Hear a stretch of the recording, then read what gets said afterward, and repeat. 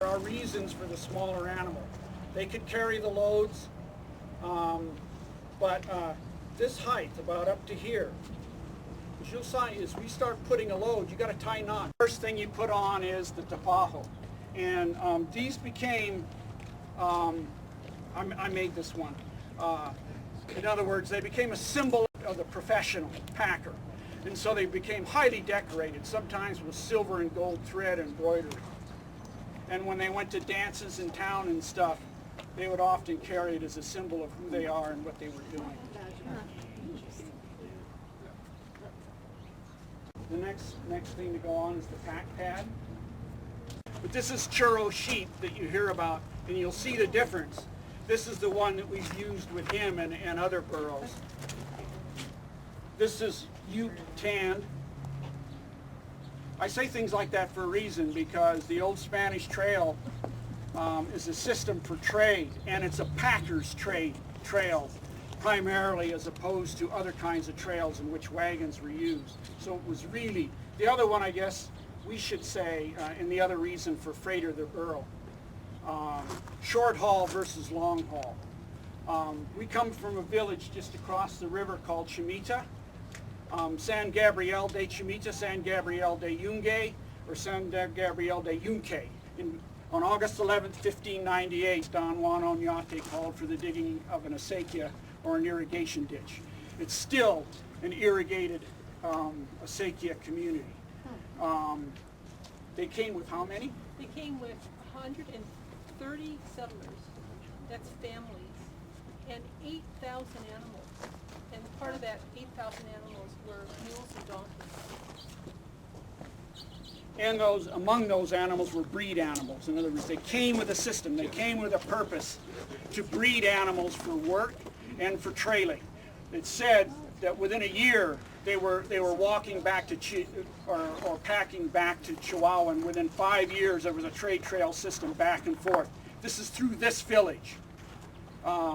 Not through Santa Fe yet, and so on. So that the trail system is really quite old, and it's still being used. This week and last week, the stockmen of the village, sheep and mostly cattle, were taken into the mountains. And when they go into the mountains, they'll be using sections of the old trail, because they still refer to it as the old Spanish trail. It's called the Highline Trail, or the 21-mile trail. There's other names for it that the Forest Service uses, but the village still can refer to it as the old Spanish trail. This is a Jerga. We know there's variations on the system. This is only one variation on that system. And we're using short haul. This is a sample. This is not a pack pad blanket, but this is a Jerga, and it's a sample. So you can just kind of see the pile and the valley where the air can flow. So it's really a wonderful, if this was really a saddle blanket, which would be thicker, it would be a really good. Yeah, I think one of the problems that we've gotten into doing research is primarily Anglo riders, and not just that, they're observers. They're not really the packers. They're not people that have bred and grown up with the animals, so that you're getting an observation of something. And like that cloth, it's often referred to as rough or crude and so on. I think it was asked inside, but you can tell by looking at it, it's a very sophisticated weave. And if you're going to have something like that made for you now, it becomes very expensive in terms of hours. This is Navajo weave. A little bit about what we're doing. There's 3 packers here. One packer is freighter. The other packer is Ron, who's taking the role of the offside, the near side packer, and I'm taking the role of the offside packer. And we have different things happening. He's control of the stuff, and if one person in control of the system, that means we won't lose track. I'm control of making sure that the load is balanced and that I'm receiving the things he's giving me. Also, on this side is where the knots are done, so I'm doing the knots. So you can look at this as theater in the round. So, yeah, move around. But when you do move around, be careful. Here, you can see the weave again, and it serves the same purpose as that sheepskin to breathe. to let sweat, to get air in, so on, circulating. Again, this is a Mexican double saddle blanket, Jerga weave. This is Navajo, but it's a double saddle, and again, this what a partridge eye or often diamond weave. But again, it's a form of that Jerga weave. This is what we're using for an Aparejo. And again, short haul. Where's the bag? Often grass, Daly and some of these other writers and so on talk about what these things were packed with. This is a softer form than the leather one. But it's been, again, packed with churro wool. And she's passing around some of the wool that we use, thanks to Robin. Churro wool from northern New Mexico. And this is kind of based on a number of, one is that we do know that fibered cloth, rough weave, sackcloth and so on, was used for everything, different kinds of things.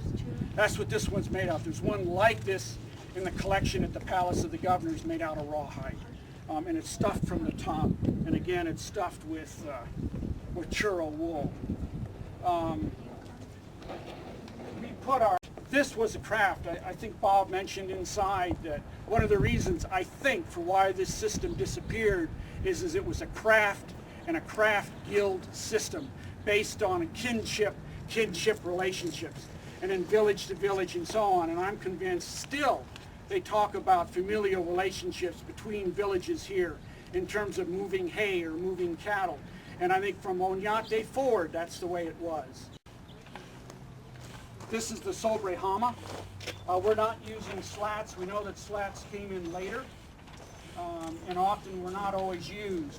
One of the reasons for the slats, is you'll see, is to distribute the pressure of the cinch strap. And why this is important is to make the wear on this rather than the Aparejo. You can replace this much easier than this. And Bob mentioned inside, this is Freighter's saddle, but this is your sawbuck or cross tree saddle system. It does have chest strap. He follows his own bell, and the hooper strap, or this is called a spider web, and the breeching that goes around the butt. Sawbuck. There's one thing that makes a sawbuck for a burro different than for a horse and maybe for a mule, depending on the mule. You'll notice this one's higher than this one. The load is to be leveled and balanced. And because of that slant I talked about, the front tree is slightly higher, compensates for that.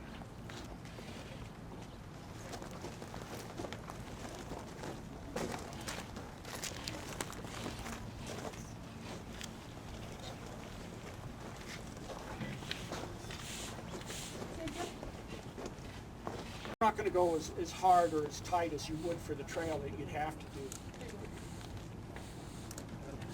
The other one is this was taken for granted. What I'm going to do is the girth hitch.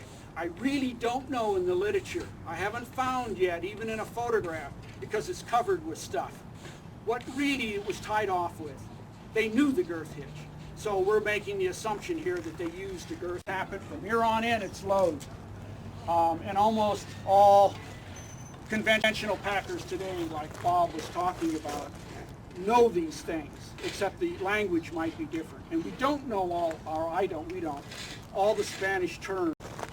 Load, sometimes one, sometimes two, and then a top pack, sometimes three, for the carga. The carga is generally not always taken apart, but it's kept lashed and together as much as you can, unless, like was talked about, you get into trouble on a mountain and flip off, or you get wet in the water and have to dry things out.